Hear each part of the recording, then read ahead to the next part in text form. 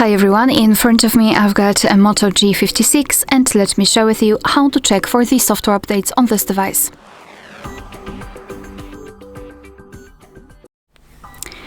So before we'll start, make sure that you've got the internet connection, and simply for checking whether you've got the updates, you can use Wi-Fi or mobile data. However, if you will decide to download the update, I highly recommend to switch to the Wi-Fi because the files connected with the update are quite large.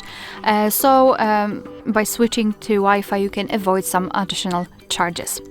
Alright, so we've got the internet connection, so we can open the settings. Here we have to scroll down to the very bottom to find this option, System Updates.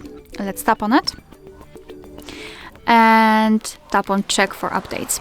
Now your device is obviously checking for the updates, and you can meet two different scenarios. This is the first one where your software is up to date and there's nothing to download, and you can simply tap on Got it and everything is alright. And the second one is where your device will actually find the update. It will show you the information about it, what has been fixed, what has been added, and then you will be able to tap on Download or Install. It should appear somewhere here, and then apply the update.